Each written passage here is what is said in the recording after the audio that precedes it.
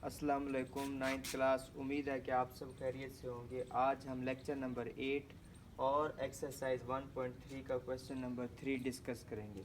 तो यहाँ पर ए हमें एक मैट्रिक्स गिवन है जिसके वैल्यू है हमारे पास -1 2 2 1। इसी तरह बी एक और मैट्रिक्स है जिसके वैल्यू गिवन है 1 -1 कॉलम के अंदर, और सी हमारे पास है 1 -1 2, डी है 1 2 3 -1 0 2। तो ये वैल्यू हमें गिवन है और ये मुख्तलिफ पार्ट हैं जो कि हमें हल करने होंगे। तो पहले 4 पार्ट सेम है और आखिरी 5 पार्ट सेम है। तो सबसे पहले हम पहले पार्ट को डिस्कस करते हैं। तो लिखेंगे solution A plus 1 1 1 1 is equal to, जहाँ पर ए लिखा हुआ है वहाँ पर ए की वैल्यू को पुट करेंगे जो कि हमें गिवन है -1 2 2 1।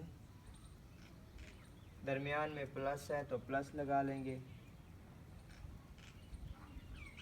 इसके बाद जैसे लिखा हुआ है वैसे लिखेंगे 1 1 1 1।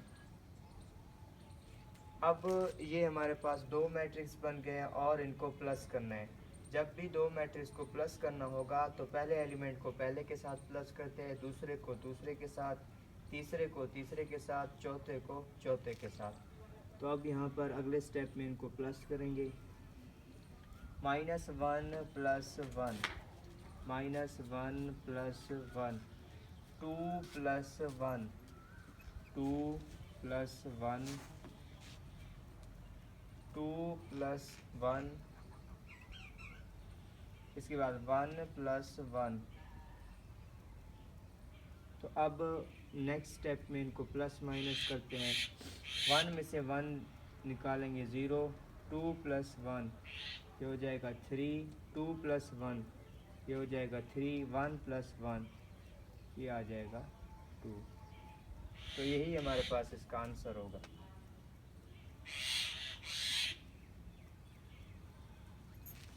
अब हम इसके नेक्स्ट पार्ट को देखेंगे।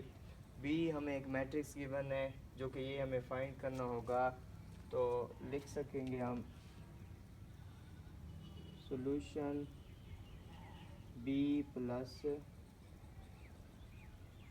-2/3 इज इक्वल टू। अब जहाँ पर बी लिखा हुआ है वहाँ पर बी के वैल्यू को पुट करेंगे। 1 -1 प्लस है तो प्लस लगा लेंगे, और जैसे मैट्रिक्स लिखा हुआ है इनको वैसे लिखते हैं। इसके बाद अब इन दोनों मैट्रिक्स को प्लस करना है तो पहले एलिमेंट को पहले के साथ, दूसरे को दूसरे के साथ। 1 प्लस माइनस हो जाएगा -2, नीचे -1 + 3 -1 + 3 इज इक्वल टू, -2 में से 1 निकालेंगे माइनस के 1 बच जाएंगे, 3 में से 1 निकालेंगे 2। तो ये हमारे पास इसका होगा आंसर। अब इसी तरह सी पार्ट सेम है। सी प्लस ये एक मैट्रिक्स है, जहाँ पर सी लिखा हुआ है वहाँ पर सी के वैल्यू को पुट करते हैं, फिर इन दोनों को प्लस माइनस करते हैं। इसी तरह ये पार्ट आप खुद प्रैक्टिस कर लेंगे। और डी प्लस ये एक मैट्रिक्स है, यहाँ पर डी की जगह पर डी के वैल्यू को पुट करेंगे और इनको प्लस करते हैं। ये पार्ट हम सॉल्व करते हैं।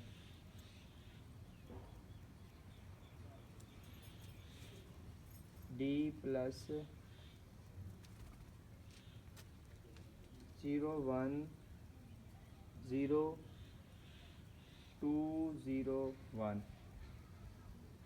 इज इक्वल टू, अब यहाँ पर डी लिखा हुआ है तो डी के वैल्यू को पुट करेंगे। 1 2 3 -1 0 2। दरमियान में प्लस है तो प्लस लगाएंगे, माइनस है तो माइनस। इसके बाद जैसे मैट्रिक्स लिखा हुआ है इनको वैसे लिखते हैं 0 1 0, उसके बाद 2 0 1। अब ये दो मैट्रिक्स हैं और इनको प्लस करना होगा, तो पहले एलिमेंट को पहले के साथ, दूसरे को दूसरे के साथ, तीसरे को तीसरे के साथ प्लस माइनस कर लेंगे। 1 प्लस 0,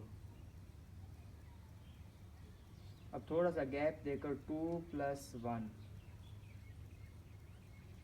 फिर से थोड़ा सा गैप देकर 3 प्लस 0,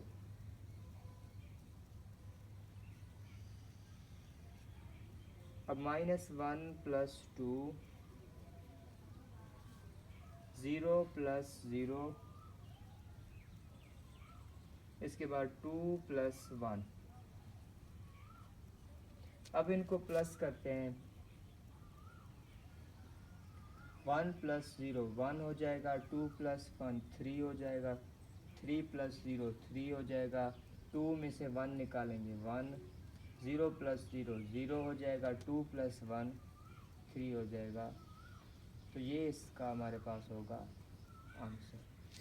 अब हम इसके नेक्स्ट पार्ट को देखेंगे। 5 6 7 8 9, ये सारे पार्ट एक जैसे हैं, इसमें से 2-3 डिस्कस करते हैं, बाकी आप खुद प्रैक्टिस कर लेंगे।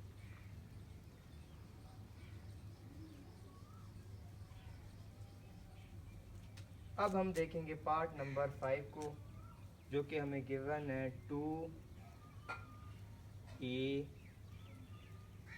अब 2 है तो यहाँ पर 2 लगा लेंगे, आगे लिखा हुआ है a, तो a के वैल्यू को पुट करेंगे जो कि गिवन होगा हमें -1 2 2 1। अब इस 2 को तमाम एलिमेंट के साथ मल्टीप्लाई करेंगे। पहले 2 को इसके साथ मल्टीप्लाई करेंगे तो ये आ जाएगा -2, फिर 2 को 2 के साथ मल्टीप्लाई करेंगे 4 आ जाएगा, फिर 2 को 2 के साथ कर देंगे 4, 2 को 1 के साथ करेंगे 2। तो ये हमारे पास इसका होगा आंसर। अब नेक्स्ट पार्ट -1b, मतलब माइनस का माइनस लिखेंगे, b की जगह पर b के एलिमेंट को पुट करेंगे, फिर -1 के साथ b को मल्टीप्लाई कर देंगे। इसी तरह अब c पार्ट ये हम कर लेते हैं।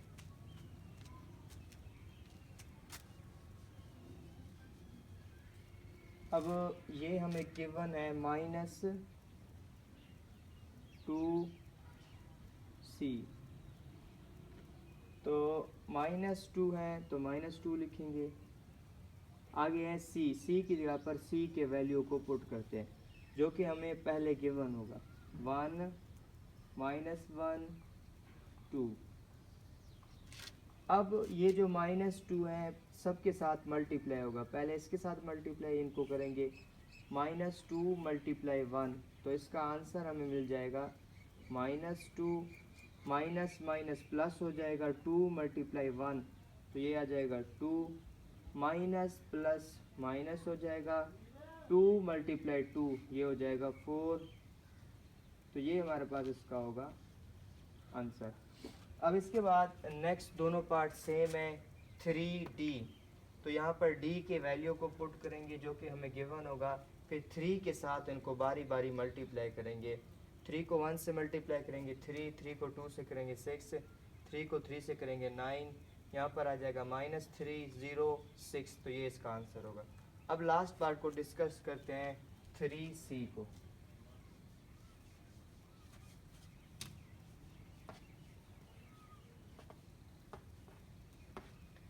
अब हमें फाइंड करना है 3c = 3।